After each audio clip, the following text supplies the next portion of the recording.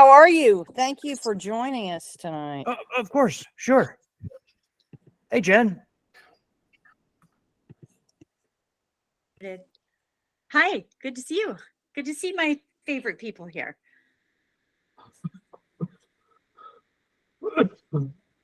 So how do things work here, Martha? So typically we still have quite a few people hopping in here, so we'll give them a minute or two, and then we'll introduce you. Although I do have to say we have quite a few people on our challenge who are, part of your inner circle, so you'll recognize some of the faces here. And we'll introduce you, and then I thought you could talk to us a bit about Super Gut and we do have some folks on here, I think, who are struggling with some SIBO in their transition process. So maybe talk a little bit about SIBO, and then maybe we can just answer a few questions. And I have one thing that I learned from Raul this morning that I want to talk to you about and see what you think, and we can just have a little chat about that. Great, Martha. Yeah. So I think we've got everybody loaded in who is in the queue now. So let me turn on the recording. Let's see.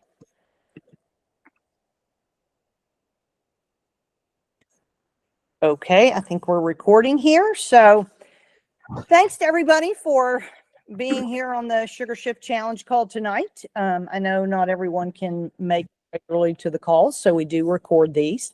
And we are very fortunate tonight to have Dr. William Davis. I am a super fan.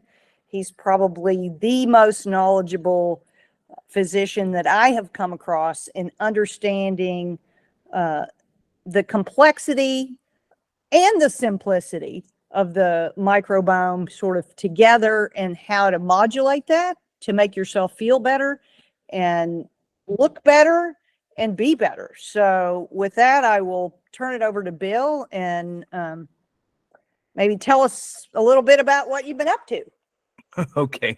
Thanks, Martha. Thanks for that glowing description. So if those of you who don't know me, Dr. William Davis, I'm a cardiologist by training, practiced for about 25, 30 years. But I also got very disenchanted with conventional cardiology and healthcare in general, which I think you all know. Healthcare is primarily designed to benefit the insiders, revenue, money. It's a lot about money. The current craze over the GLP-1 agonists is a vivid example. It's a very sad example of what goes on. In case you don't know, these drugs like Ozempic, Wegovy, and Mounjaro are very expensive, right? $1,000 a month. So you go on it, you lose 40 pounds. Of that 40 pounds, 10 pounds is muscle. You stop the drug after spending, all that money, and then you regain almost all the weight. 32 to 34 pounds comes back because you lost muscle. And loss of muscle means a reduction in basal metabolic rate. And so I was very disappointed with the way healthcare is conducted. So that's when I started doing more preventive things. And over time, one of the things I did was I wanted to put a stop to coronary disease. Well, one of the essential ingredients is to close your ears to messages like cut your fat and cholesterol and take a statin drug. That is patent nonsense. But it serves the pharmaceutical industry's needs for money, right? The sad thing about that is there are many things you really can do to reduce or even eliminate cardiovascular risk, and it has nothing to do with cholesterol or statin drugs or LDL cholesterol. One of the things you do, and this is based on good science, such as that produced by Dr. Ron Krause at UC Berkeley, University of California, Berkeley. 30 years ago, he and his group generated a ton of evidence showing that it's wheat grains and sugars that cause formation of small LDL particles. That is among the principal drivers of coronary disease risk. And take wheat grains and sugar out of the diet, small LDL drops to the floor.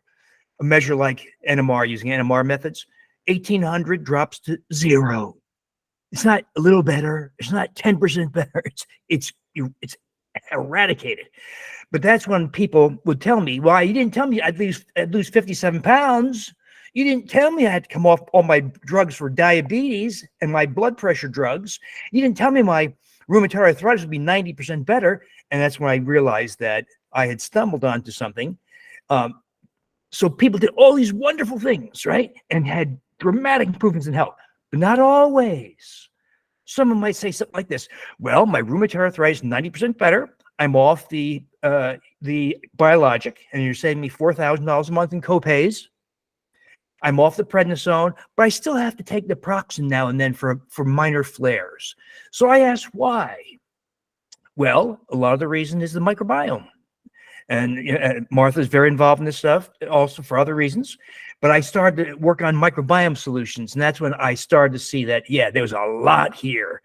And I know Martha has a special interest in SIBO. So those of you unfamiliar, small intestinal bacterial overgrowth, right? SIBO, we say, just means that because of a variety of factors, overexposure to antibiotics, it's not uncommon to have taken 30 courses of antibiotics by age 40, 30 courses. For every 1,000 children, 1,300 prescriptions are written every year for an antibiotic. There's other factors too, probably glyphosate, right? The herbicide, but also an antibiotic. Preservatives, food preservatives are antibacterial, right? In food and in you. Emulsifying agents change the mucus barrier, change the composition of the microbiome.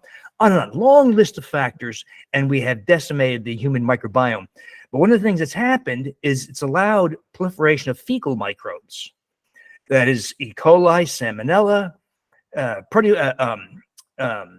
Proteus, Pseudomonas.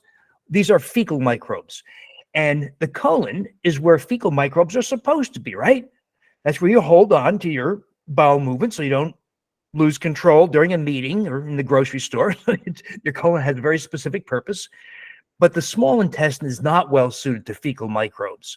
So when you have overproliferation of fecal microbes that are allowed to ascend into the small intestine, 24 feet, very thin mucus barrier, and very permeable by design, because small intestine is where you're meant to absorb vitamins, minerals, fatty acids, right? Amino acids. So small intestine is meant to be permeable. But when fecal microbes are allowed to colonize the small intestine, microbes don't live very long, right? Maybe a few hours. So you have trillions of microbes inhabiting the small intestine where they don't belong and living and dying rapidly. When they die, they release some of their toxins. One specifically called endotoxin. There's others also, but endotoxin is the principal one that enters the bloodstream. And that, of course, is very bad. It's really bad when you're septic. So let's say you had a bladder infection that ascended up to your kidneys, pyelonephritis, and that some of those microbes got into your bloodstream. So you got E. coli, say, for instance, in your bloodstream. Now you're septic, right? You have sepsis, urinary sepsis, and you can die of that. People often go on ventilators. They can't breathe, right? They go into adult respiratory distress syndrome. People get very sick. Well, that's severe endotoxemia. We're not talking about that severity. We're talking about a much lower grade of endotoxemia. That is breakdown products of fecal microbes in the bloodstream. But it's about as much as 400% higher than it should be. And so identifying SIBO, the situation, and how many people have SIBO? I used to think it was uncommon. But it's become clear it is exceptionally common. Let's look at all the studies that ask this question. In condition blank, what proportion tests positive for SIBO? How about we put in obesity? In the 115 million Americans who are obese, what proportion tests positive for SIBO? 50%. Well, that's about what? 55, 60 million people right there. How about in irritable bowel syndrome, IBS? What proportion tests positive? About 31%. It varies from study to study, but on average, about 31%. So of the 60 to 70 million people with IBS, that's another, 20 million people, right? How about fatty liver? Of the 150 million Americans, 120 to 150 million Americans with fatty liver, what proportion tests positive? 50%. Add another 50 million or so. Now, go down the list: neurodegenerative disorders, autoimmune disorders, restless leg syndrome, fibromyalgia, right? Type 2 diabetes. you easily exceed 150 million Americans that have SIBO and thereby endotoxemia. Now, but you might say, well, there's nothing wrong with me. Well, you don't have to have anything wrong with you. It could be without symptoms also, or it could have been labeled irritable bowel syndrome, or it could have been labeled restless leg syndrome. It could have been labeled obesity. It could have been labeled having too much tummy fat.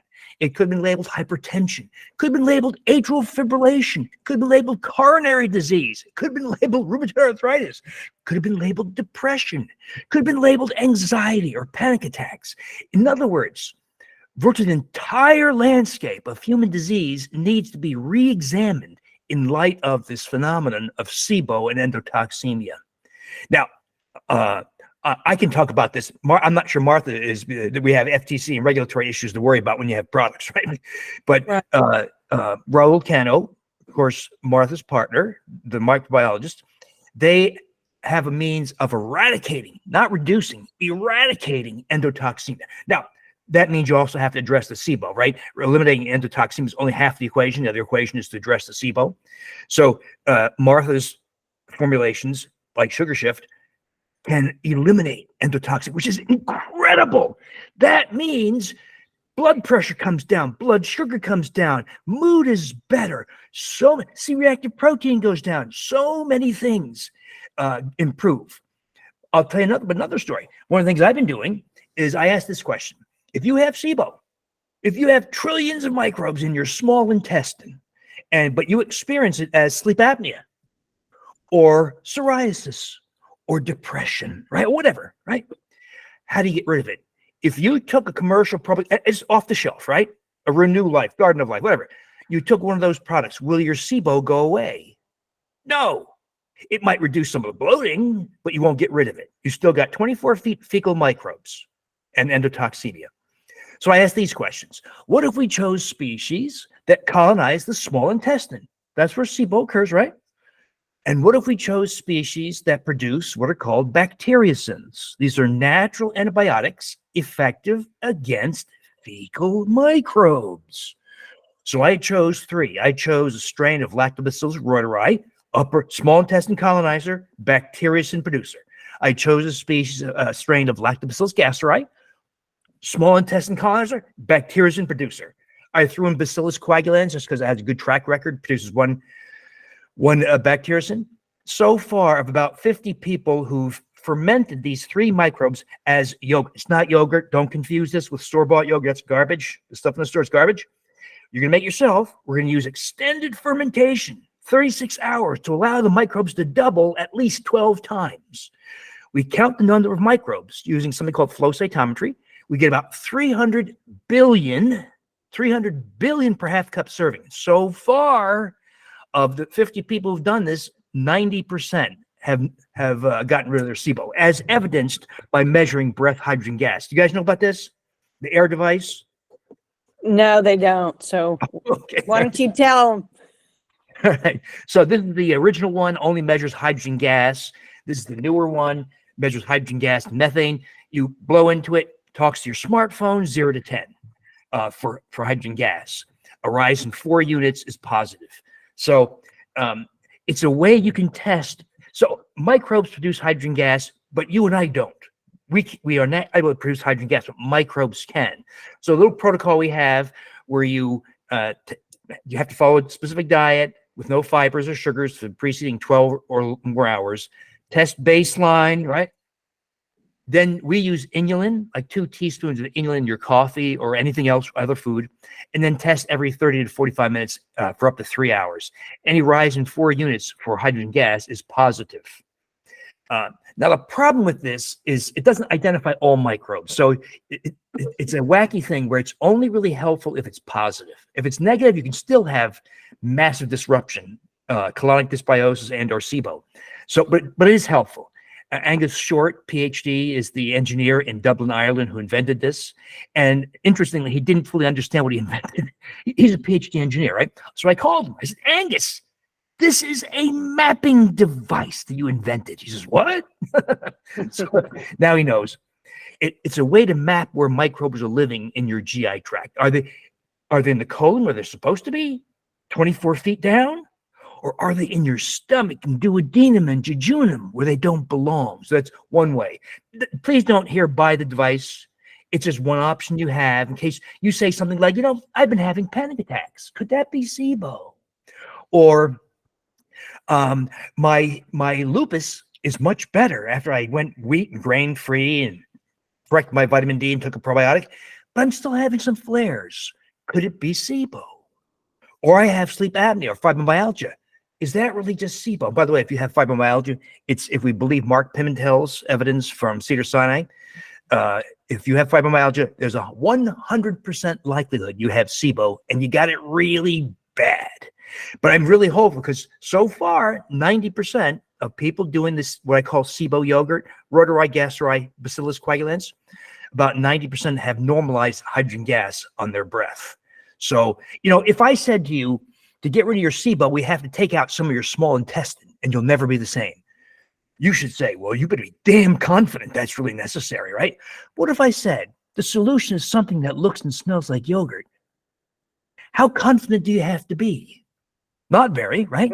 And even better, I regret calling it SIBO yogurt. That's what I called it in the Supergut book, because what we're really doing is restoring what I believe are keystone or foundational microbes that you should have had all along. Your mom should have given it to you as you passed through the birth canal and or breastfeeding. Problem, mom took antibiotics, you got an antibiotic, so everyone's lost it. Even though Rotari, for instance, is ubiquitous in hunter-gatherer humans, unexposed to antibiotics, and ubiquitous in all other mammals. We, as modern people, have lost it. Almost nobody has Rotari anymore. So think about that. If we lost Rotari, and a lot of us lost gastroi also, a small bowel colonizing species that produce bacteria, is that part of the reason why we have so much SIBO now? I think so. But now we have a microbial solution for SIBO. I'd like to do a formal clinical trial. That the people I told you about, the 50 people, that's just informal. We would like to do a formal clinical trial, but as Martha will tell you, it's very costly to do human clinical trials, and we're not pharma. We don't rip people off and exploit them like pharma does, so that you have billions and billions of dollars in your budget. We don't have that. We blew our budget after about $150,000, so we're saving up our pennies right now to do the next clinical trial.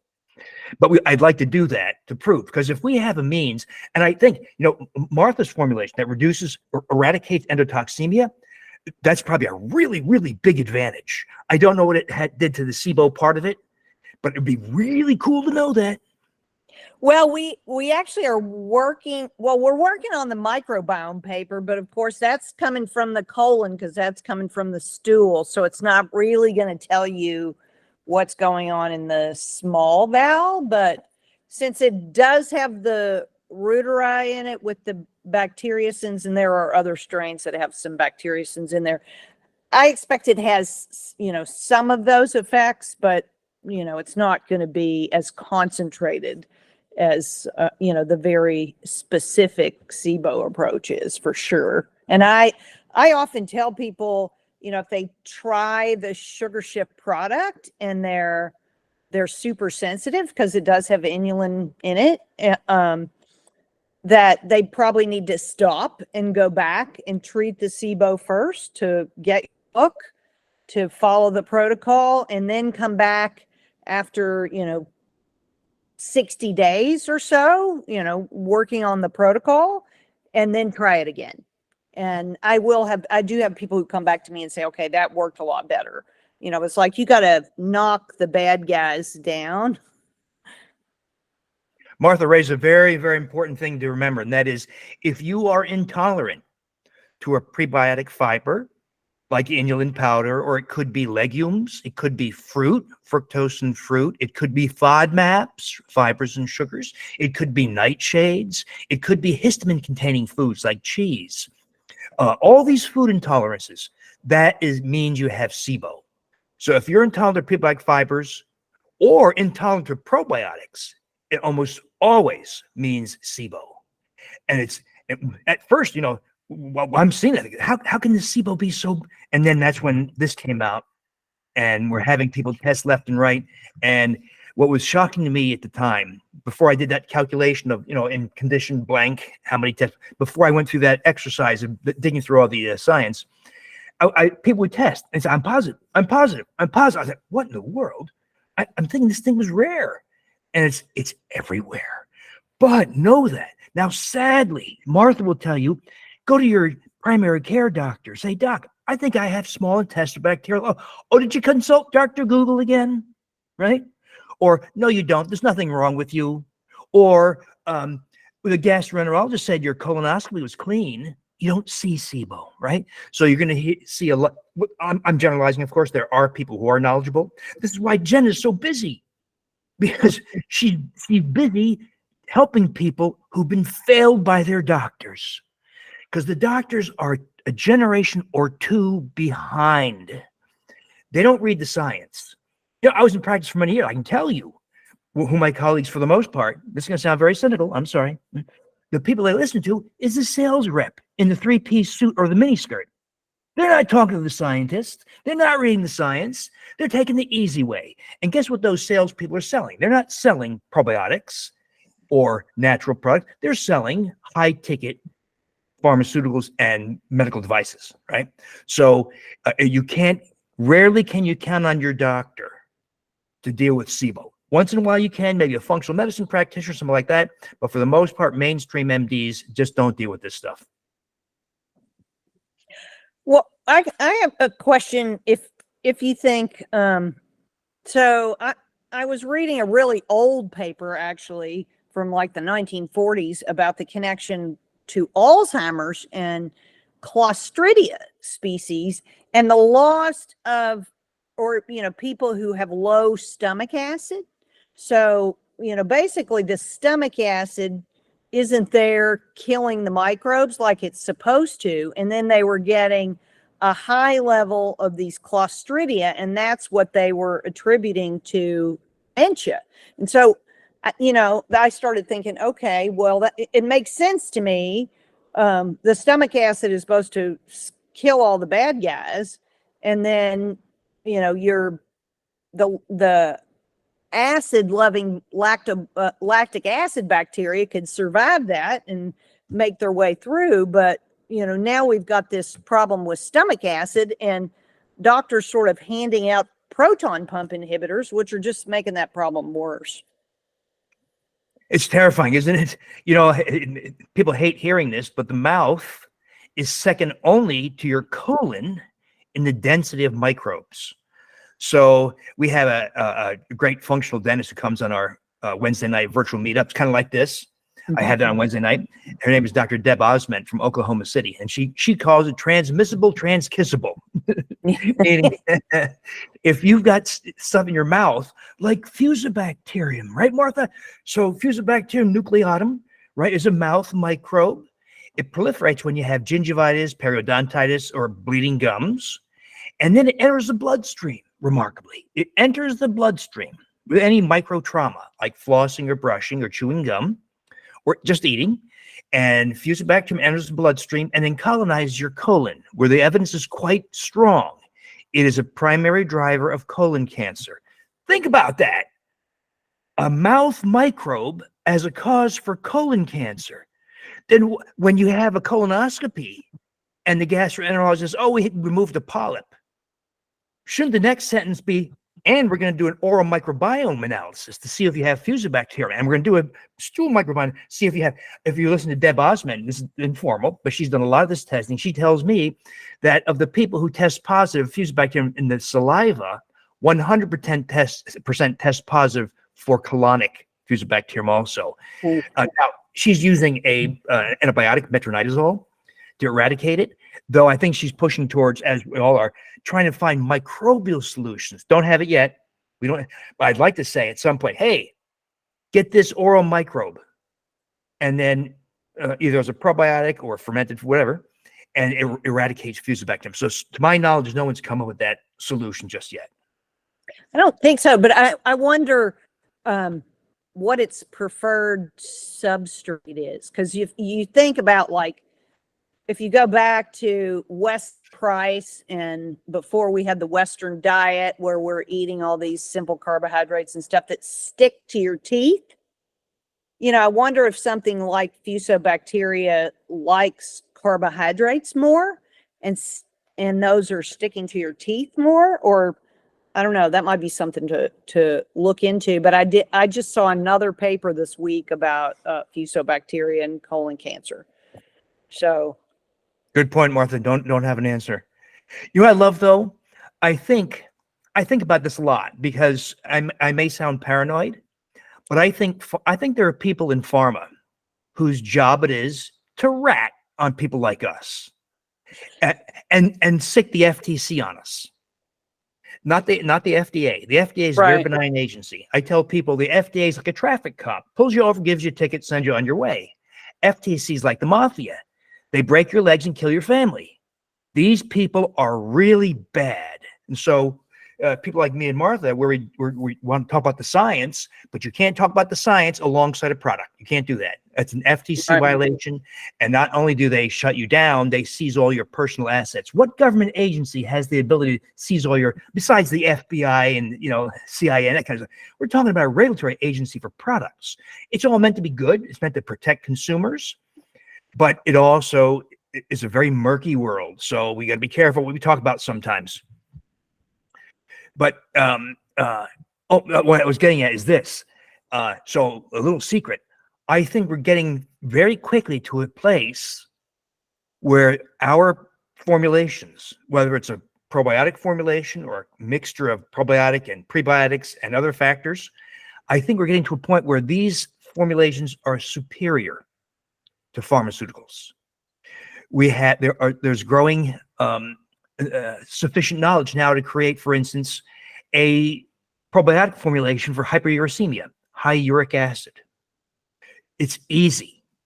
There's formulations for, homocysteine. A lot of people measure their homocysteine because a level of 14 micromolar or higher signals increased risk for cancer, heart disease, and depression. Well, we now have 8 clinical trials, vitamins B6, B12, B9, folate, sometimes B2 riboflavin have been given in respectable doses, non-methylated, but given to people. And there's about a 25% mean reduction in homocysteine levels, no reduction in those diseases. Now, wait a minute here. How can you reduce this marker that we know is associated with those diseases, but there's no reduction in those diseases? What if homocysteine is nothing more than a marker for dysbiosis or SIBO? Because B2, B6, B12, and B9 are all microbial byproducts. So is high homocysteine really just a marker for colonic dysbiosis, or I think more likely SIBO? So things are changing, but I think we're getting to a point where probiotic formulations in one form or another are going to be superior. Now, we don't have to read those long lists of you might have rectal bleeding and liver cancer and liver failure and immunosuppression. We say things like one of our products, you take this, your skin might look better and you'll be happier and your bowel movements will be more regular and you'll have a return of youthful muscle and strength and your libido will go up and ladies will have greater vaginal moisture if you have a little atrophy. Guys will experience 50% rise in testosterone. We don't talk about side effects. We talk about side benefits and sometimes spectacular benefits. Yeah, I think it's, once you start looking at what microbes do for us and, the loss of them, I mean, they can make or break down just about anything. And, early on in my looking at Parkinson's, one of the things I was looking at was thiamine deficiency. Well, I ended up back to that Clostridia. I ended up finding that there are specific Clostridia that we actually found in some of the Parkinson's samples that make a thiaminase that basically breaks down your B1 and takes it and steals it from you. So if you think about having the wrong bacteria colonizing your small intestine, they're stealing your nutrition too. So anyway, I think you're right that, we're coming to a period of time, although I think there will be a lot of pushback for it, and we're very careful about talking about our clinical trial that we did because, we don't want somebody coming after us, but, and so we talk about it in terms of being an adjunct therapy or something, but I think, if you can adjust your gut in the proper timing, you're not going to get these diseases. And so you can really turn people back. And, that's one of my goals with Parkinson's is, that's very much tied to the gut. And 10, 15 years before it's actually diagnosed and presents with these outward symptoms, people have chronic severe constipation. So, and so that brings me to my Raul question, oddly, because when we were doing when we were collecting fecal samples in our lab, the young ladies in the lab that were processing the samples could identify a Parkinson's person just by looking at their stool. And it was like concrete. So most of our stools we would process, and we used a syringe to aliquot them into the aliquots that we put in the freezer. But the ones that were Parkinson's samples, they actually had to use a caulk gun that had more pressure and power behind it. And so for a long time, I had looked at different things that impact water in the body and, hydration and dehydration. And today I was actually having a conversation with Raul about his ag product in a manure or a compost operation we're talking about, and we're talking about the water ratio, and he said, well, you need to have I have to look at my notes here. The water activity is governed by the amount of free water. And I said, what do you mean by free water? Because I never really heard or thought about that term. And he said, well, that is the water that is available for metabolic processes of the microbes. So you can have water that is trapped in fibers or minerals or so then I started thinking about this wheat grains and sugars, because then he used the example of jams and jellies. He said like a jam and jelly does not grow microbes, and that is because all of the water is trapped in the sugars. So like, I don't know, it just kind of blew my mind. I was like, I'm going to ask Bill Davis if he knows anything about free water and the, how that might be implicated in, the wheat grains and sugars, binding up the water. Novel thought, Martha. No, I know nothing about that. Great thought, though. I will mention, though, those of you who are unfamiliar with that whole conversation, people say I made it up, or I'm confusing celiac disease. No. There's a very solid rationale behind the whole notion of eliminating wheat and grains from your diet. There's a lot of reasons to do that. For instance, gliadin-derived opioid peptides. People say gluten, but it's actually gliadin within gluten. That's a lot of the source of the problems. And gliadin-derived opioid peptides, 4 or 5 amino acid long small fragments that you cannot digest. You don't have the enzymes to break it down. They make it intact through the blood-brain barrier, which is even worse if you have SIBO, because you have a permeable blood-brain barrier. But these peptides cross into the brain and they stimulate appetite. They're very powerful appetite. Now think about that. Do you think big food knows this? Do you think all those big companies didn't know that? Of course they know it. And that's why I think in the 1980s, you saw the appearance of wheat in virtually every processed food product, because it amplifies appetite, increases your intake of food, and thereby your buying behavior. So anyway, sorry, off topic, but I don't know anything about the water part. That what's interesting about that, Bill, you say the food companies, they know. So when maybe about a year and a half into founding the BioCollective, I get a phone call from a industry nonprofit in New Jersey by the name of Manel. And I looked them up, and they are funded by the flavors and scents industry. And I had a very long conversation with these folks. They were trying to figure out like how much we knew and what were we doing. And I figured out very quickly talking to them that they know more about how the GI tract works than anyone on this planet, because they've been studying and testing the receptors in the nose, in the mouth, all along the GI tract, and how to trick those receptors to make you want more food. And they do that through artificial scents and artificial flavors. And, you know, and they're, you know, they're owned by all the same people who, you know, want to present themselves as like bringing you wonderful, healthy foods, but they're really not.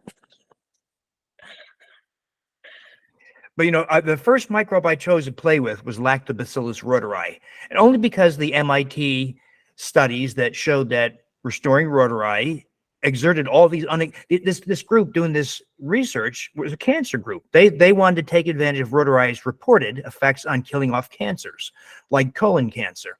But then they started seeing all these unexpected effects, like an increase in dermal thickness, dermal collagen, prevents gaining weight. If you feed a mouse or a rat a very poor diet, like to mimic a fast food diet, say, they don't gain weight when they get rhodori. The male's testicles grow larger. The Leydig cells that produce testosterone grow larger. Youthful muscle is returned in an old mouse. The immune response is restored in an old mouse, is restored to that of a young mouse. On and on and on. All these benefits. That's why I chose rhodori. But as it turns out, I think by sheer dumb luck, this was not me thinking, you know, oh, rhodori must be the best. No, just dumb luck. I think I picked probably the most important microbe of all. There are many important microbes, right? But I think rhodori, Martha's got rhodori in her formulations. Rhodori is a big deal. Think about this for a moment. If rhodori does a lot of its work, yes, upper GI, small intestinal colonizer, bacteria and producer, but also causing release of oxytocin from your brain, right? Oxytocin, the hormone of love and empathy. People say, oh, pet your dog or give your loved one a hug. Oh, yeah, enjoy that for 10 seconds. But what about restore rhodori and get around the clock, endogenous, internal production? What happens then? You have an increase in the intensity of love and affection, increased generosity, reduction in social anxiety. You know, some people can't go to parties, or can't go to social settings, so they're afraid. Oh, they're going to look at me when I'm dressed. That goes away. And people say things like, I introduce myself to strangers in line for coffee at Starbucks.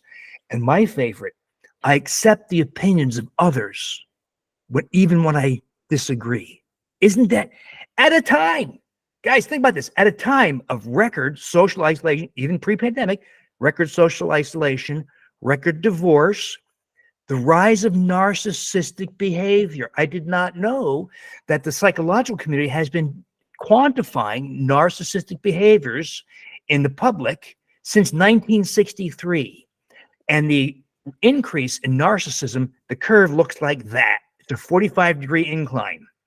So I asked a person, or they asked a person, true or false? I am a very important person in this world. In 1963, about 13% of people said, yeah, I am.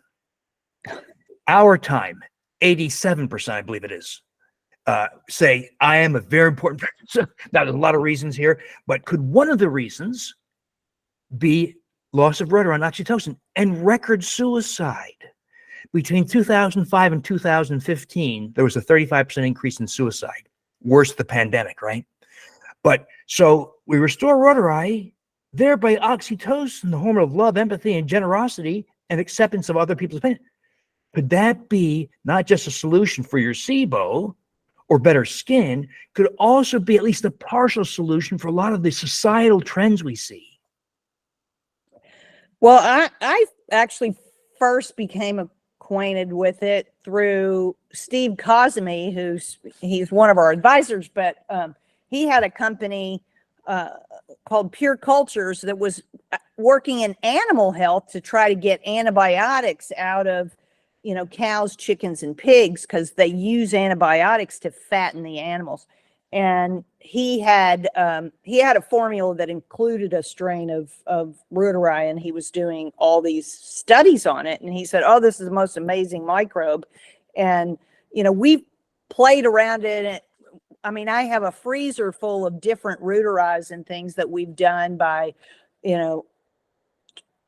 growing it with different media and trying to do different things. But I mean, we haven't done anything with those yet, but we were doing that early on. And then when I met you and, found out all the great work you're doing and how much knowledge you had about it. I mean, I send you things from time to time. I'm just amazed at how many research papers sort of pop up connecting it to all these different mechanisms that it has to improve our health. It's just an amazing microbe. And of course, the one BioGaia that is the big one sold around the world is owned by investment bankers. So they obviously knew it was important too. Yeah, and they're going the pharma route also. They have a subsidiary called BioGaia Pharma. So yeah, that makes me wonder. I think that's why they don't like talking to us. I think they're fearful of eroding their intellectual property and patents by talking to people like us, because we don't care about that stuff, right? But they do, especially if you're going to file for drug status through the FDA and the equivalent in Europe. Interesting. Well, it's interesting. There's somebody in in the Facebook feed who was talking about sequencing the strain and not getting any reuteri. And I had the same experience. We did some work in our lab and sequenced the strain, and it did not come back as reuteri. So who knows? But anyway, well, would you be open to take some questions from folks? Oh, sure, Martha. Okay, if you want to ask a question, click the little hand thing. Okay, Paul Panko, you got to unmute yourself, Paul. Paul, maybe I can unmute you. No. Oh. Okay, well, Paul, we'll come back to you. We've got Diana. You'll need to unmute yourself, Diana. Hi. I don't know if mine's a question as so much as an update about what's going on with me. I've been taking the sugar shift, and I told you the problems I had last time. Well, I reduced it to a half of a pill, and then I went even down less than a half a pill, maybe like a fourth of the supplement. And I felt like I was tolerating it, but it seems like every time I get to my cycle, I have a flare up or my blood pressure goes sky high. And I felt like I was feeling fine. So when that happens, I take a day off, but then I think now I shouldn't take a day off because my blood pressure is sky high. I'm just kind of frustrated. So, Bill, she started taking the sugar shift and was feeling much better, but then, and I felt like this was kind of a die-off or a SIBO related reaction where, she would go for about 2 weeks feeling pretty good and then kind of have a crash. And this is sort of the crash that she's describing. And so I told her to back off, and I thought, maybe she does have SIBO and she ought to try to address that first. And but I'm waiting to find out if I have a UTI. I don't know if I'm overdoing it or underdoing it. And I mean, my health history is I have metabolic syndrome, and I've lost 40 pounds. I lowered my A1C from 5.8 to 5.1, maybe even lower now. I did notice, I think this is the third week, isn't it? Or the fourth week. My blood sugars showed lower. Things have been going lower now on my readings that I'm keeping for you. So something's happening. Definitely something's happening. Well, I have this dilemma also on my Wednesday night meetings, and that is, of course, Martha and I can't diagnose things. There's no way we can diagnose a UTI or something like that. But here's where this device would be It's helpful. frustrating because I'm going to these conventional doctors who are like, looking at me like I'm an alien because I'm talking about some stuff they know and some stuff they're like, what planet are you on? So please don't hear me plug it. I have no relationship with this device. It's called the AIR device, AIRE, and the company's called Food Marble. I know the inventor. We've had many discussions. He's a good guy, but I'm not compensated, so I'm not telling you to make you buy things. But when you have a really murky situation like yours is it SIBO? Is it something else? Here's where this is helpful. If you choose to do it, so sign up for their emails, and they don't buy it. Sign up for the email. They send you a coupon code, and you save, I don't know, $20, something like that.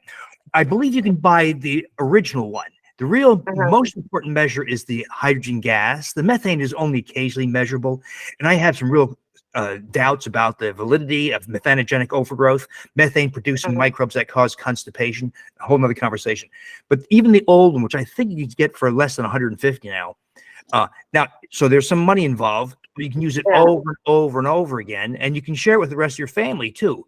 It's like sharing a toothbrush. You don't share it with your neighbors or coworkers, right? Maybe you share it with your children, your husband. So this kind of murky situation, this is helpful.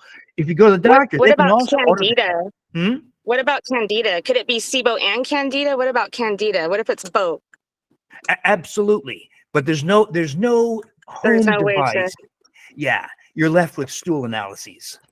And of course, you can't distinguish colonic fungal overgrowth from SIFO, small intestinal fungal overgrowth, but you don't have to.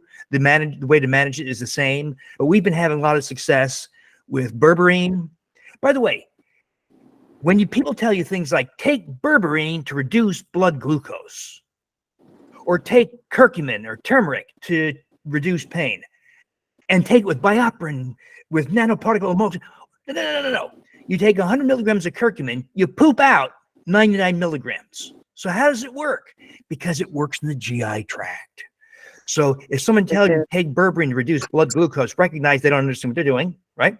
Because what you're doing is you're exerting an effect in the colon and in the small intestine. So we've been using berberine with success. Curcumin may be helpful. We've been using some food source essential oils, but they must be very dilute, like clove or oregano, very good.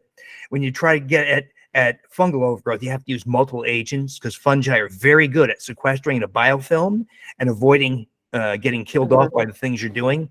But know that fungal overgrowth, some want to do a little assistance because it is very unpleasant, because the die-off reaction from fungal overgrowth is very awful. There are ways to deal with die-off, as Martha's been doing. Cut back on the dose, whatever you're taking. Or you can do some of the binders like activated charcoal, like 1,000 milligram capsules. In other words, let's say you're taking your antifungals. It could be berberine, maybe some curcumin, and a little dilute oil of oregano, and like a couple drops in a tablespoon of olive oil. And you're getting pang attacks, right? Heart's racing. Take some activated charcoal, gone, 15 minutes. So a few things to consider. That's a lot. Yeah, I guess it's just trying to become my own doctor in a way. It's kind of a learning experience because I don't want to do the wrong thing or have a worse reaction. But I do feel like I'm slowly getting somewhere. I'm just kind of feel a little lost sometimes, and then I'm having these flares that I do need to try something, I guess, maybe a binder, like you said. The agents for fungal, there's also candibactin. The candibactin products. There's one called candibactin BR. The AR and BR combined is used for SIBO. The BR is useful for SIFO or fungal in colonic overgrowth. So you can use the candibactin BR also. BR because it has berberine in it. It has berberine and oil of oregano. So it's a convenient way. It's a little pricey. It's like $80, $90 or so. But it does work. And by the way, everybody be careful when you order supplements from Amazon. That thing that Martha was talking about, where some guy tried to culture a BioGaia product, he bought it from Amazon. So it's probably these shysters who fake products, sell it to you, and you get no benefit. Somebody's selling you copycats that have nothing in them. So be careful when you buy supplements, if at all, off of Amazon. Well, I follow. Sorry. Go ahead. I follow Donna Sedgwick from Cultured Foods Life, so I do know somewhat about you. And I was actually trained all uteri yogurt before I did this. So I was just thinking I just don't know if I should add something like do the SIBO yogurt and do the sugar shift together, like do one in the morning and one at night. I've been taking the sugar shift like around 4 o'clock. This is why I say clarity would be helpful, Diana, because one time you're talking about SIBO, now you're talking about SIFO. So, you got to kind of find direction. So Okay. this would be one way to get some Direction. precision in your thinking. Okay. Doing a stool analysis for fungal overgrowth. I believe hey, Jen, correct me if I'm wrong. I think the only testing platform that doesn't test for fungus, I believe, is Umbre. All the others test, like GI Map, GI Effects, Gut Zoomer. They all test for fungi. I believe it's the Umbre that does not test for fungus. So you can do it's a few $100, but if you I ask your guess I'll have doctor, to look into that. yeah, I'll don't have to ask your look into that. doctor. The doctor will test you for. They're good for you came back from Costa Rica with diarrhea. That's when the doctor is useful to culture your stool for pathogens. But in this kind of analysis, the hospital is incapable. They don't have the technology for it, so you have to use one of those testing services. Okay. Well, thank you. You're welcome. Paul, did you figure out how to get your, I think so. there you go. Can you hear me? Paul Great. Payne. Okay, thank you. So, Dr. Davis, my question is around fiber. I mean, all of these different bacteria, I believe, use fiber for food at some point. So I understand for a man, the general recommendation is 30 grams of fiber a day. I was wondering, A, do you agree with that? B, if not, what is your recommendation and what type? And then I know I've read your book. So I think you were recommending 15 grams of carbohydrates. I forget whether it's net or total per meal. How do you sort of balance the two? Because it seems that fiber is really, really, really important. And if you're trying to maintain low carbs, like eating a cup of lentils is going to give you a lot of fiber and a lot of carbohydrates. So can you help me understand all that, please? So the evidence for fiber is a disaster, Paul, Okay. because they didn't, and we can't, I'm not pointing fingers, because a lot of the early research, they didn't distinguish the forms of fiber. So in other words, so that's why you hear things like eat more bran cereal. Well, that's cellulose fiber. That's like saying, Paul, you need more sawdust in your diet. So all that evidence about fiber did not distinguish among the different forms of fiber.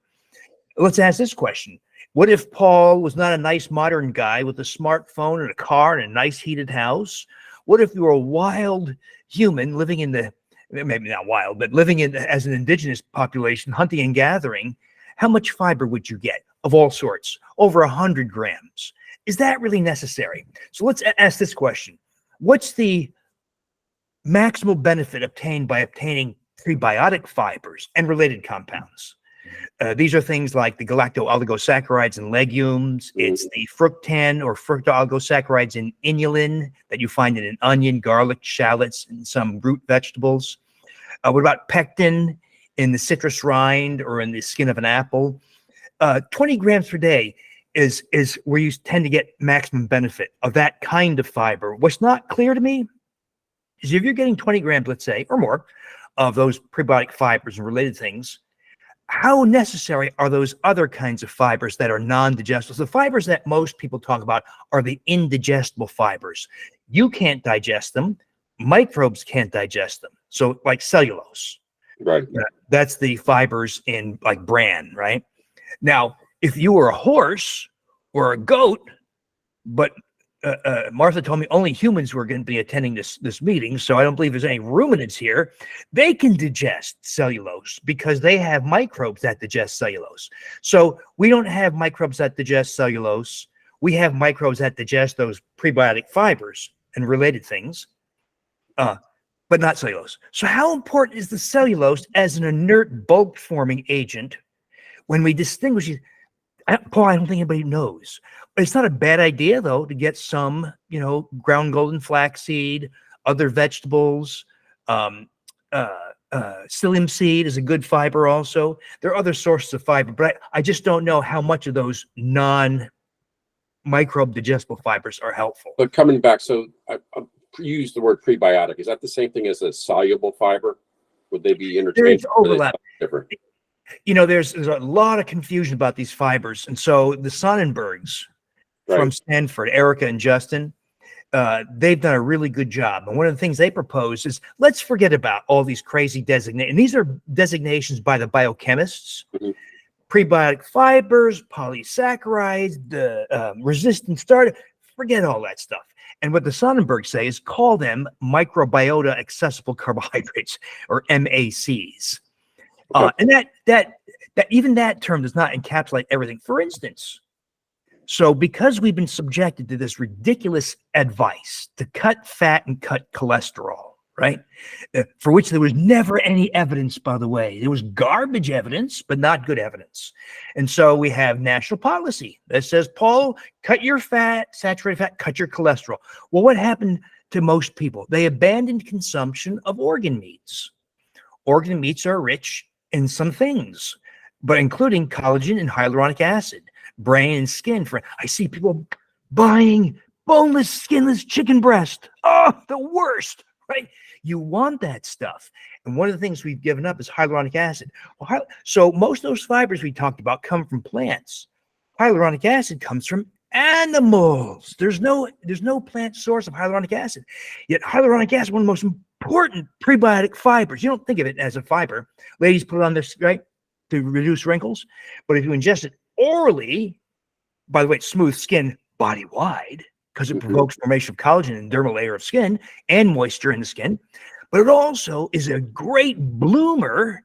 It blooms Akkermansia, Faecalibacterium, Lactospiraceae, Ruminicaceae, and it reduces fecal microbes. Isn't that cool? This thing we were told to avoid is one of the most wonderful fibers you can get. So yes, plant fibers, onions, garlic, shallots, root vegetables, leeks, dandelion greens, right? And hyaluronic acid. Now, unfortunately, most modern people don't want to eat brain, and they're scared to eat much skin. And so you can buy it as a very inexpensive supplement. It's interesting. You say brain. When I was a kid, my grandfather used to scramble brains in with his scrambled eggs in the morning.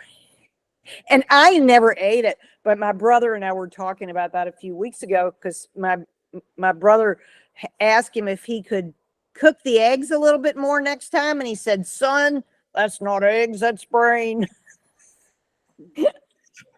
All that's gone, right? And now we have problems, right? There's prion diseases.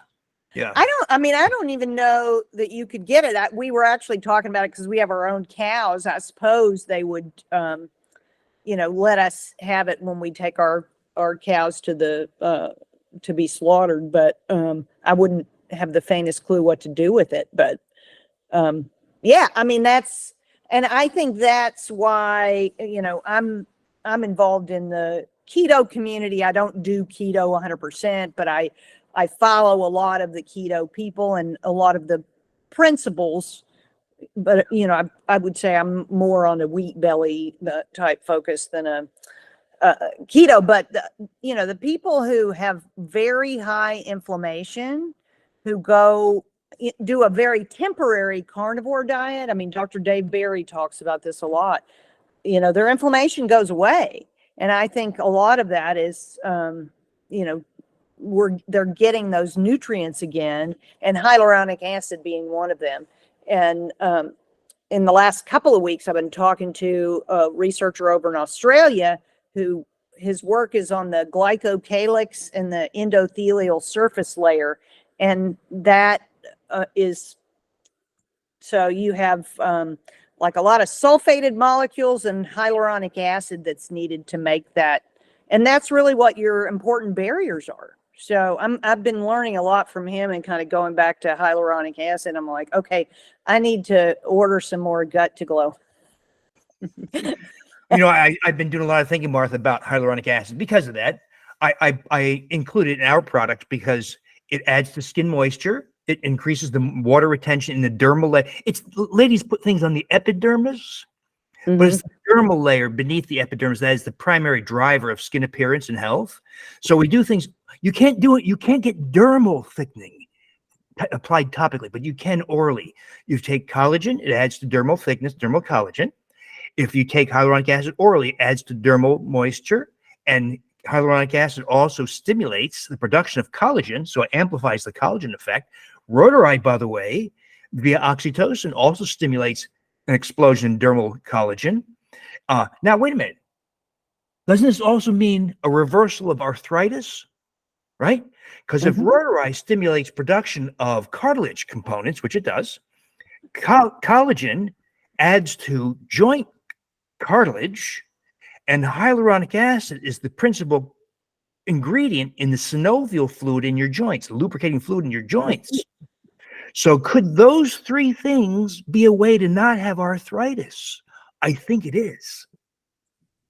That sounds like a good theory, I think. Well, and I was looking at something recently about actually microbes in the joints of people with arthritis. So, and there's actually a researcher I know from Stanford who she now has a dental microbiome company, but when she was doing her like postdoc work or something, she was in the surgical suite with the doctors who were removing joints. And she asked them, like she said, I could see the biofilm of the microbes on the joints. And she asked him, like, can I take a swab of that and try to grow it? Have you ever looked at that? And they're like, oh no, we just toss them out. And she's like, there's a clear biofilm in the joint.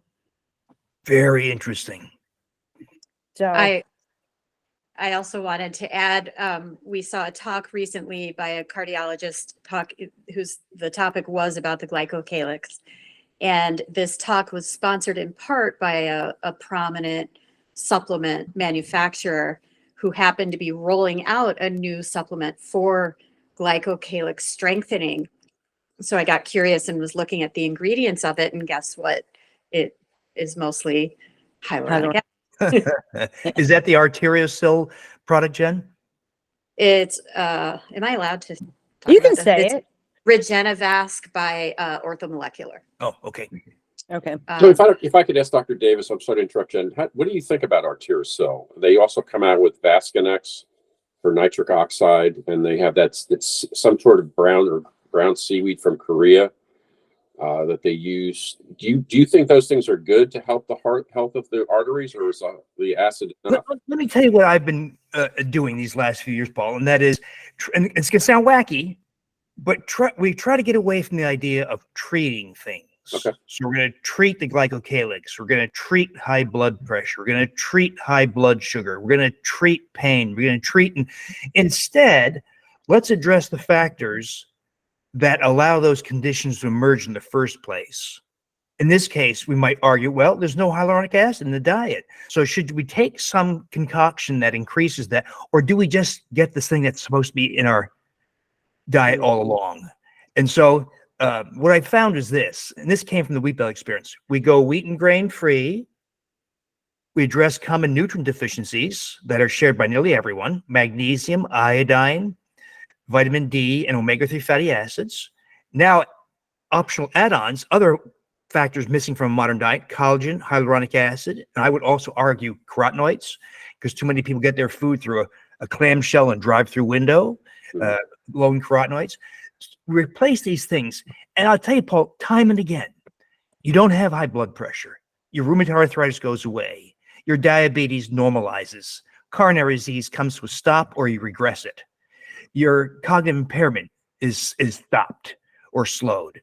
Your rosacea or psoriasis goes away. In other words, the label applied by some doctor may even be immaterial, and yet we're not. So let's say you do these things: the diet, the nutrients, blah, blah, blah.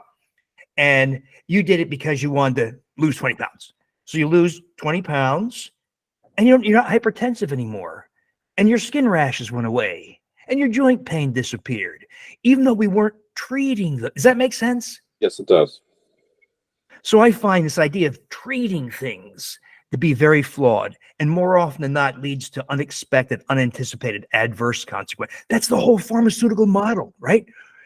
If you have psoriatic arthritis, we're going to throw an anti-tumor necrosis factor blocker at you. Oh yeah, you might have liver failure. You might develop tuberculosis.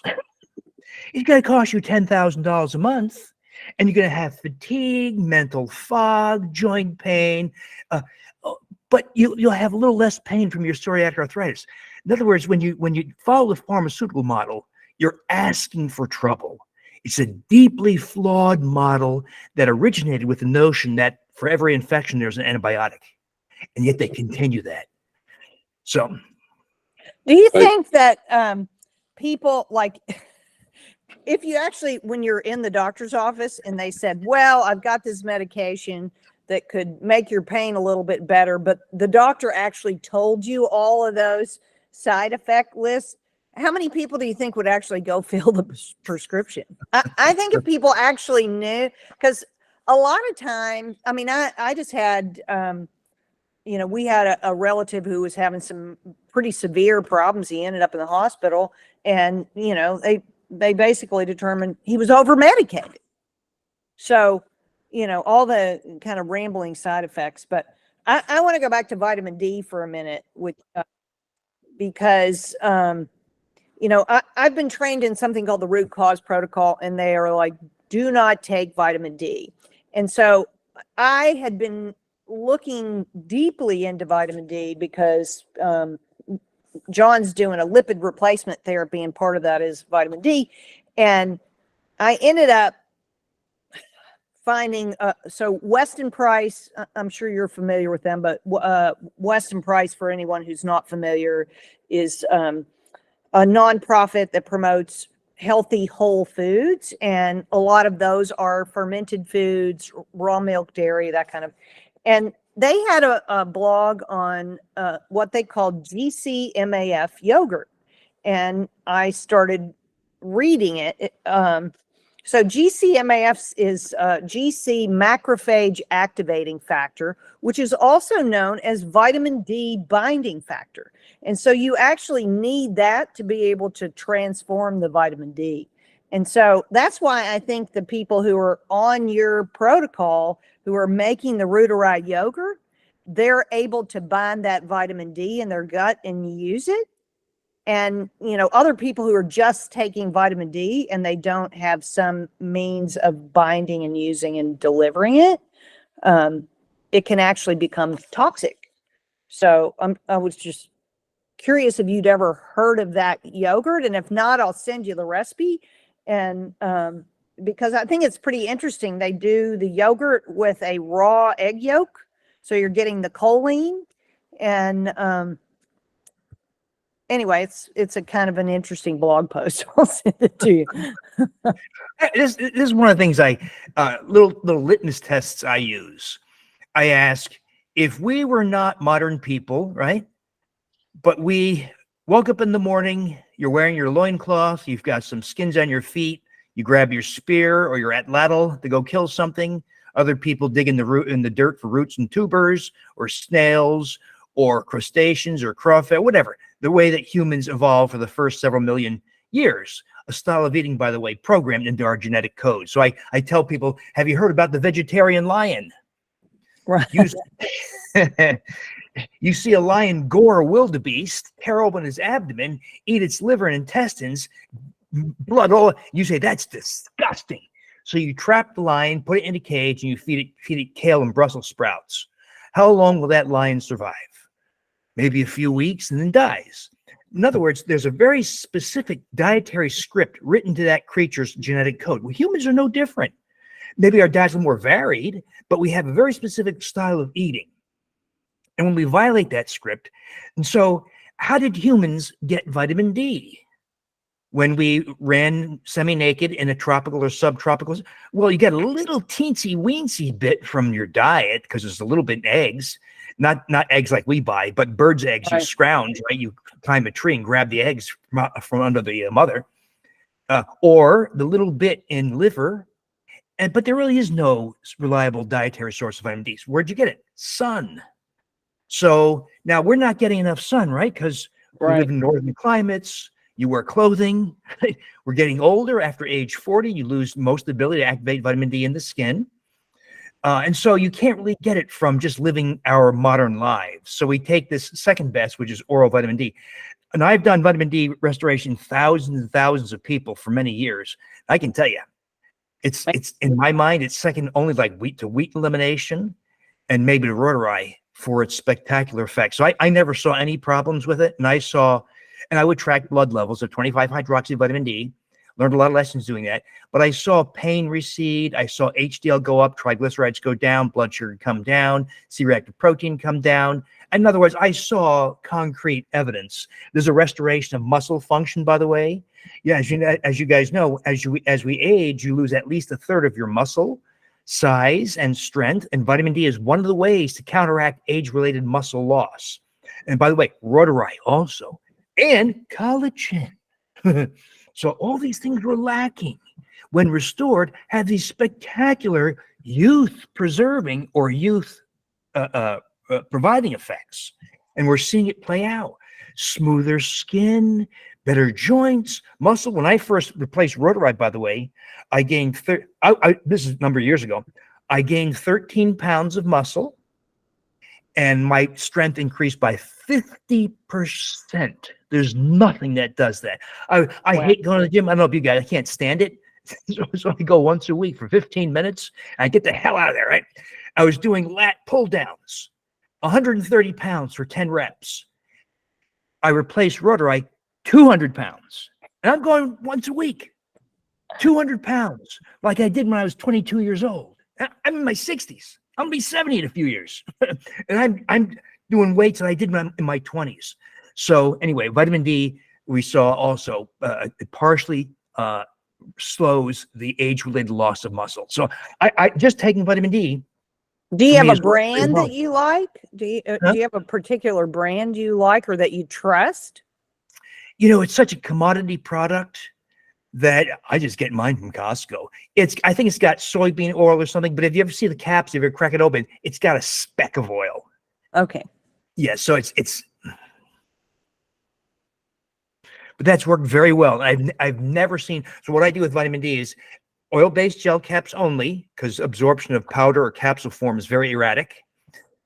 Drops are okay, but the dosing is also kind of erratic. So oil-based gel caps, inexpensive, widely available, and they're well absorbed. D3 only, never D2, never ergocalciferol, only cholecalciferol. Never accept a prescription from your doctor for vitamin D. It's garbage. They typically write a prescription for 50,000 units of D2, which is the non-human form, which is inferior. Why take a non-human form when the human form is available, cheap, and superior? No reason, right? And there is some evidence that bolus dosing, that is big doses, so you know, like 50,000 a week or 100,000 a month. There's some data tell us when you do that, you don't obtain the benefits, probably because you divert the pathway of metabolism into an ineffective pathway and you don't get the benefits. So just getting oil-based gel cap vitamin D at a dose sufficient to raise your 25 hydroxy vitamin D blood level. I aim for 60 to 70 because that's my read on the evidence. 60 to 70 is where you have the observational evidence suggests there's dramatic drop-off in cancer incidence. There's also maximal suppression of your parathyroid gland. So parathyroid glands produce parathyroid hormone, PTH. And if you don't have vitamin D or calcium, your PTH level goes up to extract calcium out of your bones. So we don't want PTH to be high. So here's another question. At what level of vitamin D do you have maximal suppression of PTH? 60 nanograms. So I aim for 60 to 70. And I've never, in thousands and thousands of people, I've never seen any toxicity. Thank you. That's helpful. Yeah, vitamin D is very cool. All by itself, it only has, my personal experience was, I was practicing cardiology, which is it's a rough life, right? Because you're often going back to the hospital at 3 a.m., getting up at 5 in the morning so you can be in the cath lab for your procedures at 6:30 or 7 in the morning, right? And so I was living in Wisconsin at the time, and it's winter and it's dark outside, and I'm taking a shower. I'm thinking, oh, why the heck am I doing this, right? It's dark. I felt this heavy weight on me every winter. I took vitamin D. Gone. normal, happy. Dark didn't bother me. It's dark at 4:30 in December. Didn't bother me anymore. Used to bother the heck out of me. Didn't bother me at all. So vitamin D, I felt personally dramatic lifting of that kind of seasonal blue thing. Interesting. So Martha, I took a minute here. You asked about brands, and often with supplements, I try to guide people towards, a practitioner account or FullScript or something like that instead of Amazon. But I'm a big fan of Consumer Labs, and I just thought I'd do a quick search here. Consumer Lab recommends Garden of Life, Life Extension, VitaCost, some other ones you might know the names of, Source Naturals. So these are all readily available. Even GNC's tested high. I don't normally recommend GNC, but yeah, there are a lot of easily accessible grocery store, like Whole Foods types of brands. So. Do we have any more questions? I don't see. Oh, wait, Rebecca, I got a new hand up. Rebecca? Yes, thank you. I have a somewhat naive question, and it's about the preparation of the yogurt. So do you sterilize the container every time before you prepare the yogurt? You're asking me, Rebecca? Yes, you are, Martha. Yes, please. I don't sterilize things. I just use hot water and soap, just like you would dishes. You don't really need to sterilize things. The only time you get fungal contamination would be if you left it exposed, or you're working and you have an air vent blowing your heat or air conditioning into your yogurt. But short of that, you don't really have to sterilize things. Now, if we're in a microbial factory, there you have to sterilize things. But for your own home purposes, not really. Oh, Now, okay.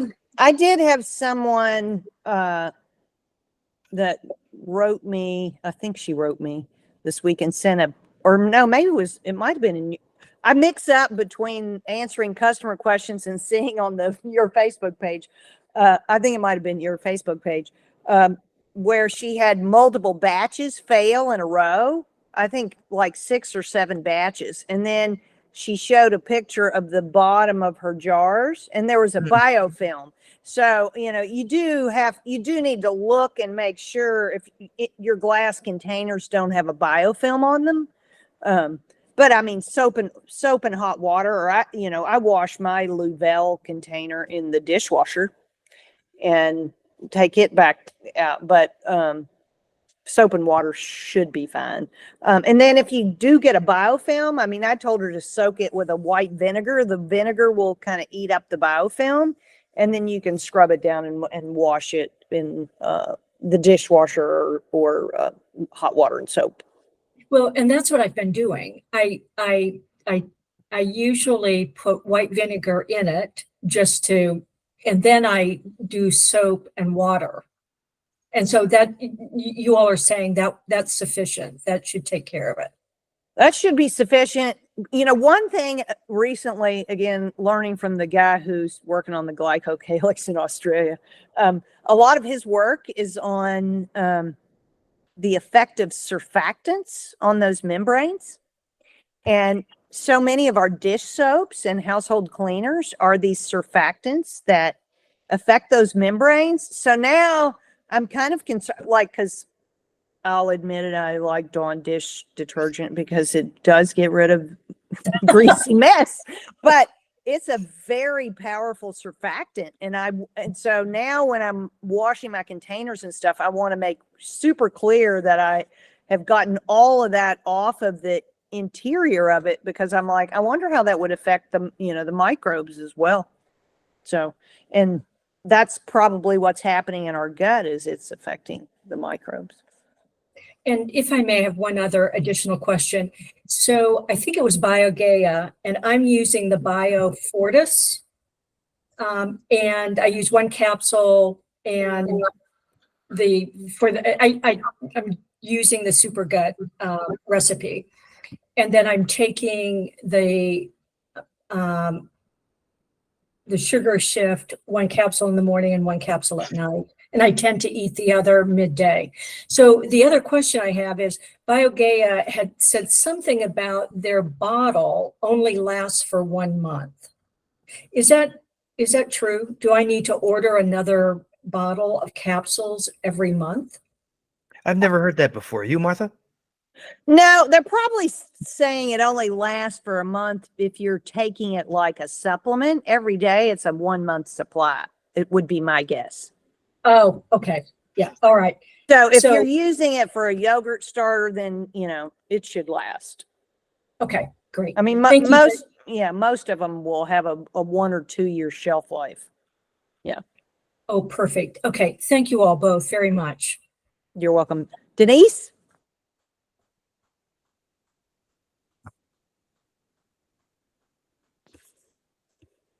You're Ma'am? on mute. There you go. Okay. How are y'all today? Good. So I just got home. So I had to listen while I was in the car and everything. But I know some of y'all saw my Facebook post where I had said that, my blood sugar has definitely made changes. And I had stopped coffee on Friday. No, Thursday, Friday. And so this is day 5. And what I found is, and I'm going to assume that it's probably the cortisol because I was pretty stressed. Didn't realize just how addicted to coffee I was actually, but my blood sugar spiked. It went up to like 120 at fasting. But so today I've actually felt human, not ready to bite people's heads off and, all of that. And my blood sugar's been at 85. Oh, good. So Bill, just to give you a little bit of background on our last call. So Denise was drinking, I'm going to say she said between 5 and 6 lattes a day. Yeah. And she started the sugar shift and she cut back to 1 a day and lost about 15 pounds. And then it sounds like now you've cut coffee altogether. I have cut coffee altogether. I'm down to a total of 16 pounds and 2 pant sizes. Wow. And I've also been able to fast, intermittent fasting, which I hadn't been able to because apparently the coffees were a catalyst for me. And so, I drink one and then I was doing the blood sugar roller coaster and, just my body was just doing weird things, but I was trying to cope with stress as well. Not an excuse, just, it's honest. And the sugar shift has made a huge change. And now I'll be honest here. I also cut all grains. I had been listening to Dr. Peter Osborne, and I did not realize that corn still could have gluten in it. And so whenever I cut that, I started seeing some other changes in my body as well, because that was actually causing me inflammation. And so it's been interesting to watch the changes, I guess. But, the thing that really caught my attention was the fact that even though I had cut all grains and I'd cut the coffee, it had to have been the cortisol response, the stress response, that my blood sugar spiked. I just kind of thought that was weird.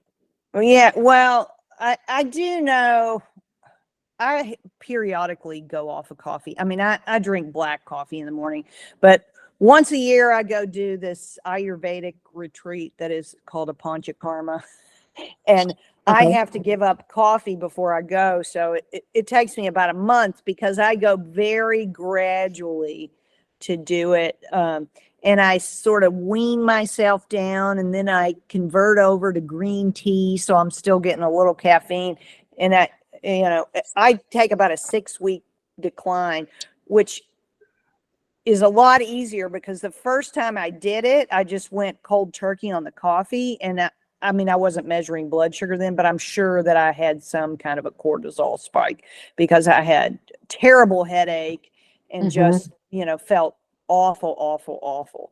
So, yeah, like going cold turkey can be tough, and that's stress on the body that probably raise your cortisol, but maybe Bill has a different opinion on that. I've been doing some thinking about cortisol lately and asking, how much can we expect from our microbes?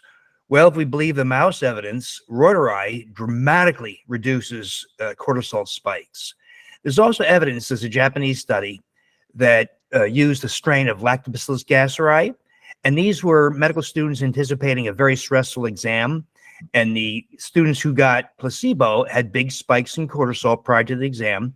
The group getting gasseri had a marked blunting of the cortisol rise.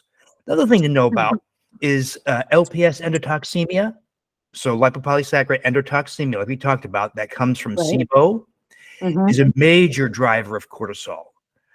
So if it's easy to spike your cortisol, think about SIBO and endotoxemia as a driver.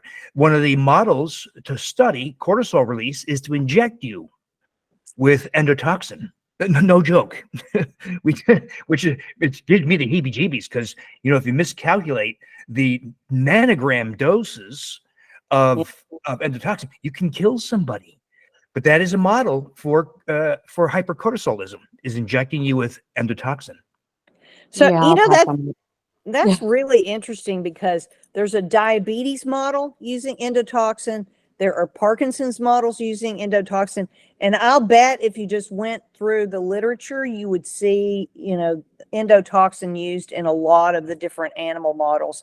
And it's crazy to me because I ask myself, okay, you're using this to make the disease in an animal. Why are you not going, okay, how is this working in the human? And let's address that. Let's address that underlying cause. Anyway. Yeah. Sorry. There's an interesting line of reasoning in depression. A lot of people do not respond to tricyclic or SSRIs for depression. So this question has been asked, well, what's different about the non-responders? And it's clear that non-responders with depression have higher markers of inflammation. So this German group said, well, could that be endotoxin?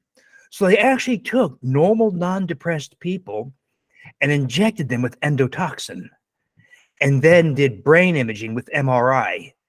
And within 3 hours of administering intravenous endotoxin, these people, normal people, became clinically depressed, and their MRIs showed all the hallmarks of depression, suggesting that at least some forms of depression is nothing more than endotoxemia. Wow. Scary studies. That is scary. Okay, we have one more question. Shabd Sanjeet.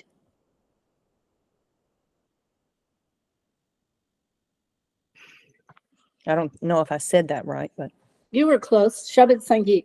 Thank We you. know Shabbat. We know her from our meetups. Yeah. So I have 2 questions. So I did get my BioGaia from Amazon. So when I first started using this, I could feel, I think, that my my sense of well-being really went up, and like oxytocin release. So, but you said that maybe this could be fake, so that concerns me a bit. But the fact that I felt that elevated sense of well-being a number of times, would that be an indicator that this is real? It probably, it's hard to eliminate placebo effects. So it would be helpful to see if you have any other perceptible. So for me, I know I've got a working batch of Reuteri. If I get profound sleep as a chronic insomniac, I have terrible sleep if I don't get Reuteri. When I get Reuteri, deep, profound, scary, deep sleep. So I know if I have Reuteri or not. So it helps if you have some measure. It could be skin moisture. It could be, as you point out, well-being and generosity. It could be libido. So if you have some measure that tells you you're getting an oxytocin, that would be helpful. Because we don't have a home way to test microbes, right? No. Yeah. Okay. Yeah. Well, I'll consider that. Thank you. The other question I have is, I use either monk fruit or stevia, and I understand that those can spike your insulin even though your blood sugar doesn't go up. Is that correct? And I can't say that I'm really losing much weight, although I think there's less fat in my muscles. Anyways, I'm just curious.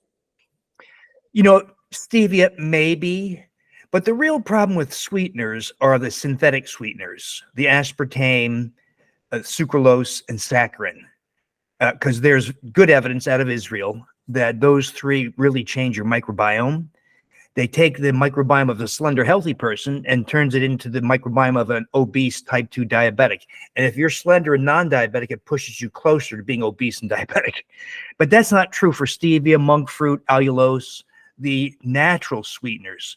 And this idea that there's problems with, say, erythritol, I'm a little skeptical about that. Stan Hazen's data from the Cleveland Clinic, who generated that nonsense data about T-Mayo. And they published a study to show that erythritol is a platelet activator and causes clots. I'm a little skeptical about that. One, because it came from Stan Hazen, and two, because you're telling me the sweetener in apples causes blood clot? Really? I have a little hard time believing that. But anyway, when you use stevia, you're using such a teensy-weensy quantity, likewise monk fruit, that I don't think it's a practical concern. And you may notice this also. The longer you're wheat and grain-free and sugar-free, the more sensitive you are to sweetness. And you need less and less and less. And I find most people, after a couple of years of doing this, you don't need that cheesecake anymore. You don't need that dark chocolate. You're perfectly happy with ribs or Italian soup with sausage and real food. And a lot of that desire just goes away. And so as a practical matter, I don't think it's really that big a concern. Okay, that's great. And I'll just add this, that I made the healthy cookies from your website, and I'd rather just not eat them. I'm the same way now. Yeah. Thank you. Okay. Thank you.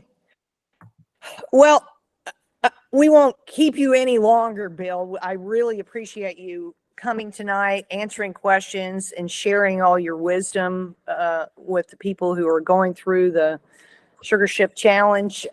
It's always great to hear your feedback and people like Denise, the feedback of how these protocols are changing people's lives, because I think that's why we both do what we do, is we want to help people feel better. And I think that you are really a superstar out there in helping people feel better with all your books, all your knowledge, and what you not only teach people how to be healthier themselves, but also re-educating the medical world, and getting people to listen to you and understand that they're sort of caught in this trap of big pharma. Thanks, Martha. And thanks for all the work you do. You're doing fabulous work. And thanks, everybody. Have a terrific evening.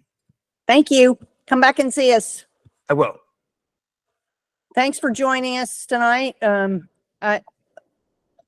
I think, well, I guess I should maybe give another 5 or 10 minutes if anybody has a very specific question for the challenge, but I think we answered most of the questions, and it's 8 o'clock. So pop your hand up real fast if you have another question. Otherwise, I'm going to sign off. Oh, Missy.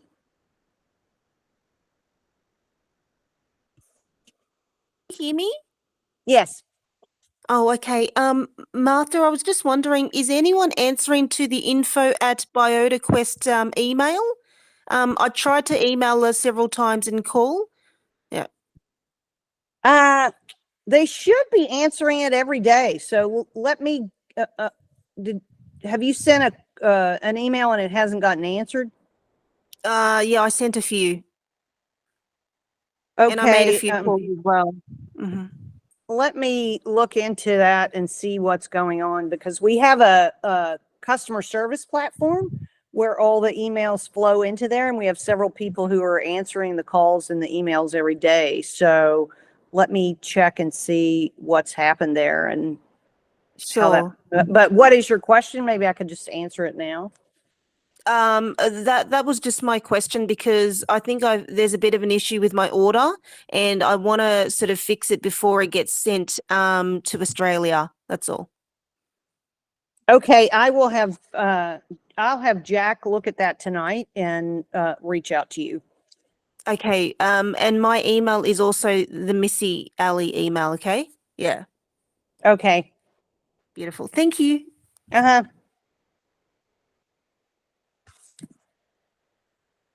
Well, great. Thanks everyone for joining us, and we'll see you next time. Thank you. Thank you. Bye. Thanks.